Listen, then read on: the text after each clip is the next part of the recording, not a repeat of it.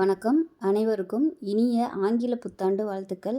So இந்த cake பார்த்திங்கன்னா, பசங்க வந்து கேக் செய்யணும்னு ஆசைப்பட்டு கேட்டாங்க. அதுக்காக வந்து நான் இந்த கேக்கு செஞ்சுருக்கேன். மற்றபடி பார்த்திங்கன்னா, ஒரு 4 நாளா மனசு வந்து ரொம்பவே பயங்கர ஃபீலிங்காக இருந்துச்சு.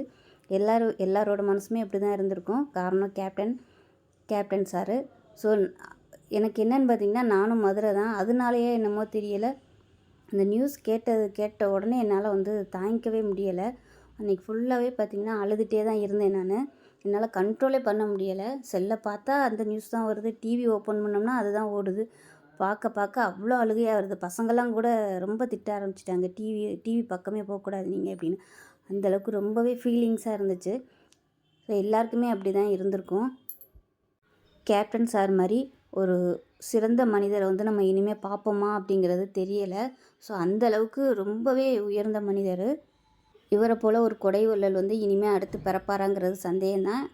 அவர் நடித்த படங்கள் பார்த்திங்கன்னா, வைதேகி காத்திருந்தாள், அப்புறம் மாநகர காவல், அப்புறம் ரமணா, அப்புறம் வானத்தை போல, இந்த படம் எல்லாமே நான் அடிக்கடி பார்க்குற படம். இந்த ரமணா படம்லாம் பார்த்திங்கன்னா, இது மாதிரி ஒரு ஆஃபீஸர் உண்மையிலே வரமாட்டாரா அப்படிங்கிற மாதிரி தோணும். அந்தளவுக்கு அவ்வளோ சூப்பராக தத்ரூபமாக நடிச்சிருப்பார். அதேமாதிரி வானத்தை போல் அந்த படத்துலேயும் பார்த்திங்கன்னா, வர அண்ணன் கேரக்டர் வந்து ரொம்ப பிடிக்கும். எல்லாருமே அதில் சூப்பராக நடிச்சிருப்பாங்க. அந்த கேரக்டர் நல்லா சோகமாக இருக்கட்டும், காமெடியாக இருக்கட்டும், ரொம்ப சூப்பராக நடிச்சிருப்பார். மதுரையில் கேப்டன் சார் இருந்த வீடெல்லாம் வந்து நான் பார்த்துருக்கேன். சின்ன பிள்ளையில பார்த்துருக்கேன். அந்த வழியாக போகையிலலாம் சொல்லுவாங்க, இதுதான் விஜயகாந்தோட வீடு அப்படின்னு. அப்போ எனக்கு மனசுக்குள்ளே ஒரு சின்ன இது வரும், நம்ம போய் பார்த்துட மாட்டோமா அப்படின்னு. அப்போ தெரியாது. ஆனால் வீடு மட்டும்தான் இருக்கும். அந்த சமயம்ல அவர் மெட்ராஸில் இருந்திருப்பார். ஸோ அந்த ஏரியா பக்கத்தில் தான் எங்கள் வீடு. எங்கள் வீடு பார்த்திங்கன்னா வடக்கு மாசி வீதி. கேப்டன் சாரோட வீடு இருக்கிற இடம் பார்த்திங்கன்னா மேல மாசி வீதி. நாங்கள்லாம் அந்த சைடு வந்து சுற்றி விளாண்டு திரிஞ்ச ஏரியா தான் அது. வீடு பார்த்திங்கன்னா ரொம்ப சிம்பிளாக தான் இருக்கும். பெரிய வீடெல்லாம் இருக்காது.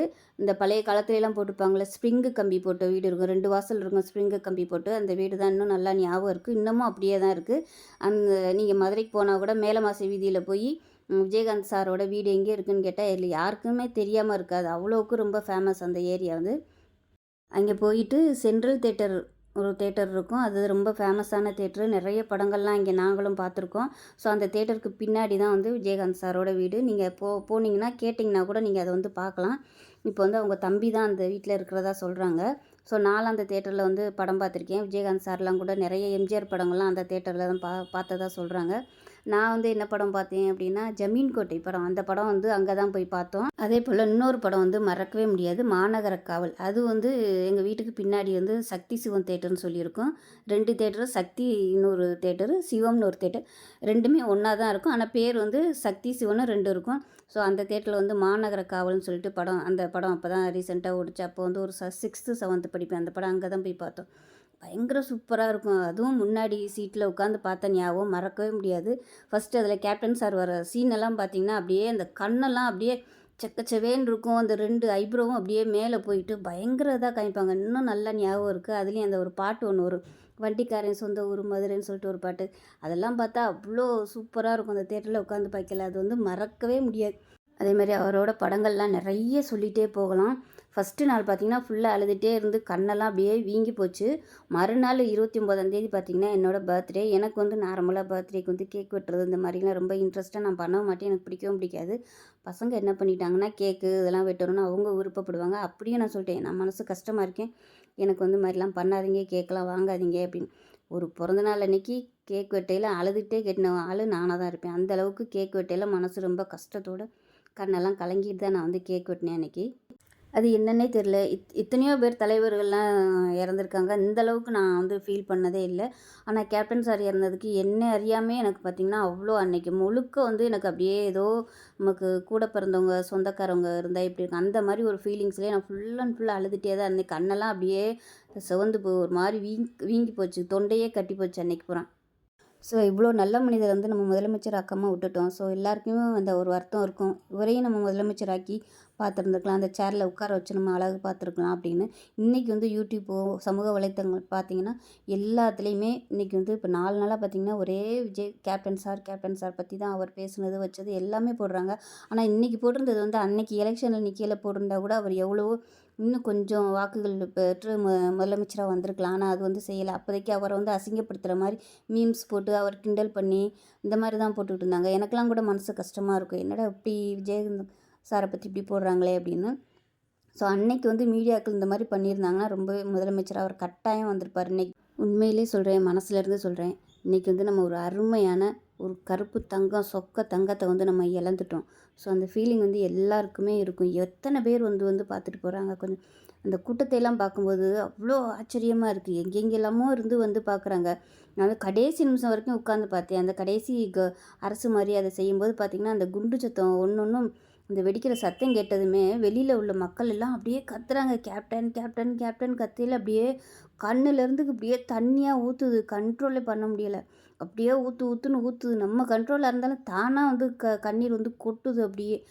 நாள் ரொம்ப அழுந்தேன். 2வது நாள் கூட கொஞ்சம் அப்படியே கண்ட்ரோல் பண்ணிட்டு தான் இருந்தேன். ஆனால் அந்த கடைசி அந்த அடக்கம் பண்ணுற சீன்லாம் பார்க்கையில சேரில் உட்காந்து பார்க்குறேன். கண்ட்ரோலே பண்ண முடியல. ஊற்றுன்னு ஊற்றுது. பிள்ளையெல்லாம் கூட கிண்டல் பண்ணுது. எங்கள் ஹஸ்பண்ட் வந்தோடனே, அப்பா அழுகிற அழுகையில் ஒரு வீட்டையே கழுவி விட்ருக்கலாம் போல இருக்குப்பா, அந்த அளவுக்கு தண்ணியாக வந்துடுப்பா கண்ணில் இருந்து, எங்கிட்டு இருந்து தான் அந்த தண்ணி வருதோ தெரியலப்பா அப்படிங்குது. எனக்கு பார்த்தீங்கன்னா அழுதேன்னா டக்குன்னு எனக்கு வந்து சளி பிடிச்சிடும். அதனால் பசங்க பார்த்தீங்கன்னா டிவி பக்கமே போகக்கூடாதுங்க. டிவியை தொட்டிங்கன்னா பிச்சு விடு. பாப்பா டிவியை பார்த்துக்கிட்டு அழுதுகிட்டே உட்காந்துட்டு இருக்குது, போங்கம்மா அப்படின்னு சொல்லி விரட்டி விடுது. டிவி பக்கமே போக விட மாட்டேங்குது. ஸோ கேப்டன் சார் வந்து இறந்த 2 நாளுமே இப்படி தான் ஓடுச்சு வீட்டில். அதனால தான் நான் 2 நாள் வந்து வீடியோவே போடலை. கரெக்டாக நான் வந்து அந்த நியூஸ் கேட்கையில் நான் வந்து காலையில் வீடியோ எடுத்துக்கிட்டு இருந்தேன். ஒரு 2 வீடியோக்கு முன்னாடி பார்த்திங்கன்னா அக்கார விடிசல் போட்டிருப்பேன். அந்த வீடியோ தான் காலையில் எடுப்போமேன்னு சொல்லி எடுக்க போனேன். அப்போ தான் நியூஸ் வந்துச்சு, இந்த மாதிரி ரொம்ப சீரியஸாக இருக்கார் அப்படின்னு சொல்லி. சரி நார்மலாக எப்பயும் போல் சீரியஸாக இருக்கார், சரியாகி வந்துவார் அப்படின்னு சொல்லிட்டு தான் அமர்த்திட்டு வீடியோ எடுக்க போயிட்டேன். வீடியோலாம் எல்லாம் எடுத்து முடிச்சுட்டு மறந்துட்டேன் நான். சரி அதுக்கப்புறம் செல்லை ஓப்பன் பண்ணி பார்ப்போன்னு பார்த்தா அந்த மாதிரி இறந்துட்டார் அப்படின்னு பார்த்தா, அப்போ 2 தோசை தான் தட்டில் வச்சு சாப்பிட்டுட்டு இருக்கேன். நியூஸை பார்த்த உடனே சாப்பிடவே மனசு வரல. டக்குன்னு எங்கேருந்து தான் அந்த அழுகை வந்துச்சோ தெரியல. ஃப்ரெண்டுக்கு வந்து ஃபோன் பண்ணி கேட்டேன். ஃப்ரெண்டு மதுரையில் தான் இருக்கா. ஃபோன் பண்ணி கேட்டேன், இங்கே வந்து எப்படி இருக்குது அப்படின்னு. கேப்டன் சார் இறந்ததுனால இங்கே மதுரை எப்படி இருக்குது, ரொம்ப எல்லாம் கடையெல்லாம் அடைச்சிருக்காங்களா அப்படின்னு கேட்டேன். அவள் இருக்கிறது பார்த்திங்கன்னா அண்ணா நகர். ஸோ அதனால் அங்கே வந்து அந்தளவுக்கு தெரியலப்பா, அங்கங்கே டேப் ரெக்கார்டு போட்டு படம் வச்சு மாலை போட்டிருக்காங்க அப்படின்னா. சரிப்பா, ஏன்னா இது வந்து அது அவுட்டோர் ஏரியா, இது வந்து மெயின் ஏரியா மேலமாசி வீதி. அவள் வீடு இருக்கிறது, சாரோட வீடு இருக்கிறது வந்து மேலமாசி வீதி. ஸோ அதனால நான் கேட்டேன், இங்கெல்லாம் எப்படி இருக்குது அப்படின்னு. நார்மலாக தான் இருக்குது அப்படின்னு அவள் தெரிஞ்சதை சொன்னான். நான் ஹஸ்பண்ட்டை சொல்லியிருக்கேன், கண்டிப்பாக மெட்ராஸுக்கு போனோம்னா போய் வந்து சாரு புதைச்ச இடத்துல வந்து கண்டிப்பாக அஞ்சலி செலுத்திட்டு வரணும். அதுதான் என்னோடய ஆசை. கண்டிப்பாக ஒரு நாள் போகணும் அப்படின்ட்டுருக்கேன். மெட்ராஸுக்கு போகையில் கண்டிப்பாக போவேன். இதுக்கு நான் வந்து மெட்ராஸ் போகணுன்னு இது வரைக்கும் ஆசைப்பட்டது கிடையாது. ஆனால் விஜயகாந்த் சாருக்காக கண்டிப்பாக போகணுன்னு இப்போ வந்து நான் முடிவு எடுத்திருக்கேன். அது என்றைக்கு போகிறேன்னு தெரியலை.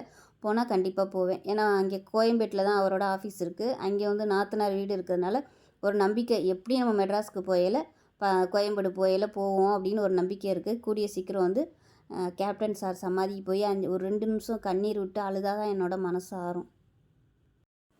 ஸோ அவ்வளோதான், இந்த வீடியோ இதோட முடியுது. இந்த கேக்கும் பார்த்திங்கன்னா நல்லா சூப்பராக வந்துருந்துச்சு. நான் வந்து கொஞ்சம் சூடு ஆறுறதுக்கு முன்னாடியே கட் பண்ணிட்டேன். ஸோ அதனால் வந்து கொஞ்சம் லைட்டாக பிஞ்சிட்டு வர மாதிரி இருந்துச்சு. மற்றபடி கேக் வந்து ரொம்பவே சூப்பராக இருந்துச்சு.